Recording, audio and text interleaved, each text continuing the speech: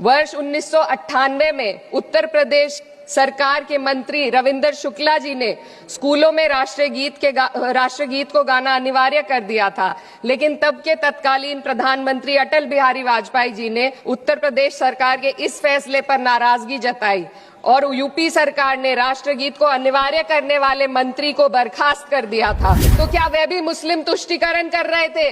जी नहीं, अटल बिहारी वाजपेयी जी राजधर्म निभा रहे थे।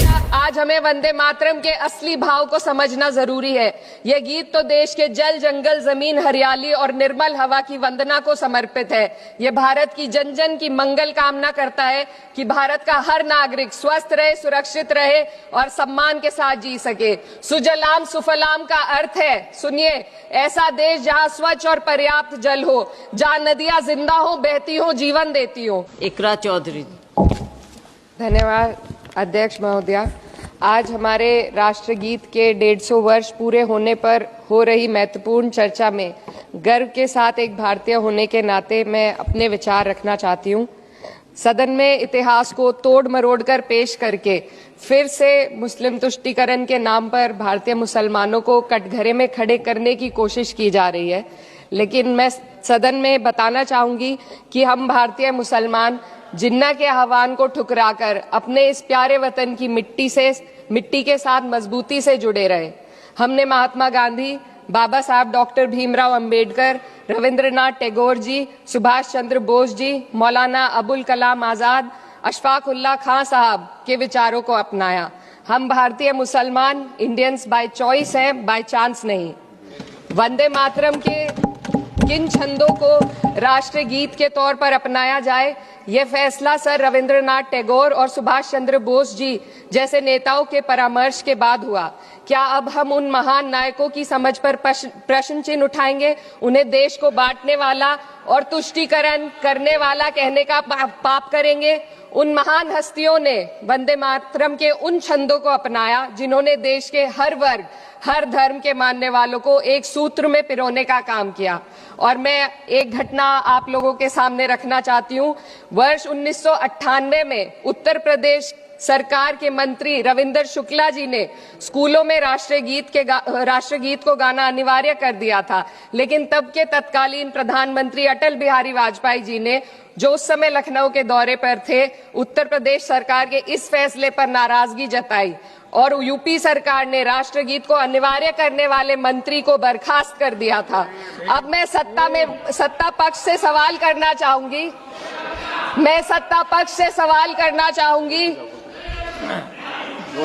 बोलने दीजिए।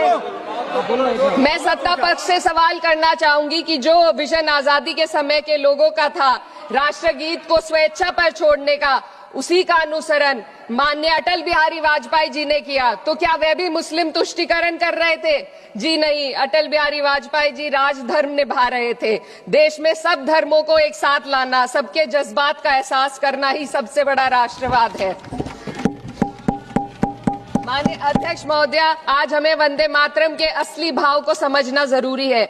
यह गीत तो देश के जल, जंगल, जमीन, हरियाली और निर्मल हवा की वंदना को समर्पित है। यह भारत की जन जन की मंगल कामना करता है कि भारत का हर नागरिक स्वस्थ रहे, सुरक्षित रहे और सम्मान के साथ जी सके। सुजलाम सुफलाम का अर्थ है, सुनिए, ऐसा देश जहां स्वच्छ और पर्याप्त जल हो, जहां नदियां जिंदा हो, बहती हो, जीवन देती हो।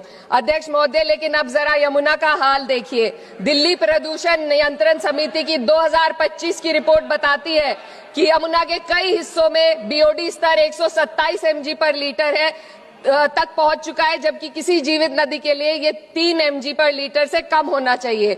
ये सिर्फ नदी का संकट नहीं है, ये किसान का संकट है। नमामि गंगे के नाम पर हजारों करोड़ रुपए खर्च हो गए, लेकिन सच्चाई ये है कि आज भी गंगा और यमुना के किनारे किसान मजबूरी में उसी जहरीली पानी से खेती कर रहा है। वही जहर अनाज में उतरता है और वही जहर किसान की जिंदगी को धीरे धीरे खत्म कर देता है।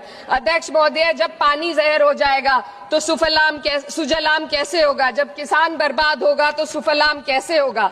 मलयज शीतलम, मलय का अर्थ है मलय पर्वत से बहने वाली ठंडी सुगंधित चंदन जैसी हवा जो जीवन देती है, बीमारी नहीं।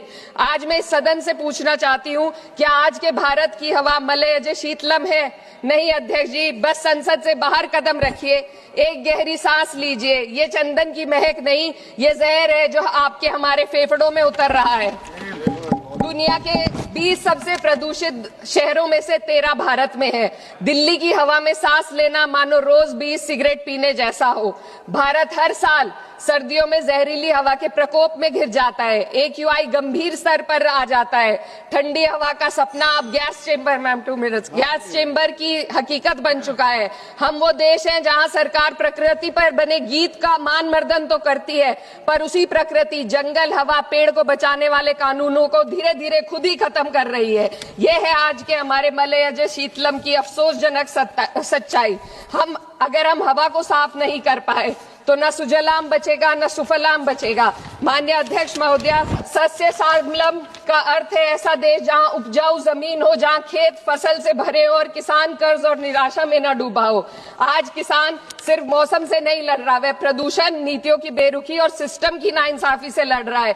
एक तरफ कॉर्पोरेट के लोन माफ होते हैं, दूसरी तरफ किसान को उसकी वाजिब MSP भी नहीं मिल पाती है। आप ग्लोबल सुपर पावर बनने की बात करते हैं, लेकिन हमारी पर कैपिटा इनकम दुनिया में 136वें नंबर पर है। हम अपने छोटे पड़ोसी देश से भी पीछे हैं। हमारे लोग $2,500 तक भी नहीं कमा पा रहे एक साल में, और जिन अरबपतियों की ये रक्षा करते हैं वो इतना पैसा एक सेकंड में कमा लेते हैं। आज वंदे मातरम को बुनियाद बनाकर राजनीति की जा रही है, लेकिन जमीन पर जंगल पूंजीपतियों को सौंपी जा रही है। आदिवासियों को उनके घरों से उजाड़ा जा रहा है। मातरम में जो मात्रा माता है वे सिर्फ मातृभूमि की वंदना नहीं, वे इस धरती की हर नारी, वे इस देश की हर बेटी, हर महिला के सम्मान की बात भी करता है। लेकिन आंकड़े अगर आप देखेंगे, NCRB की हाल की रिपोर्ट के अनुसार, मैम जसवंत के अनुसार देश में हर वर्ष लगभग 30,000 से अधिक बलात्कार हो रहे हैं। यानी एक दिन में 80 से अधिक महिलाएं यौन हिंसा का शिकार होती है, और ये सिर्फ दर्ज मामले हैं।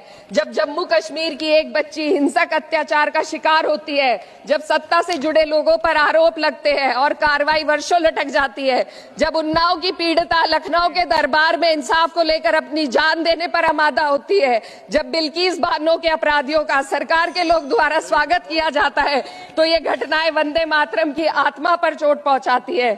मैं अध्यक्ष महोदया बस यही कहना चाहती हूँ अपनी बात को अंत में रखते हुए कि वंदे मातरम सिर्फ अतीत की ललकार नहीं, ये वर्तमान की जिम्मेदारी है।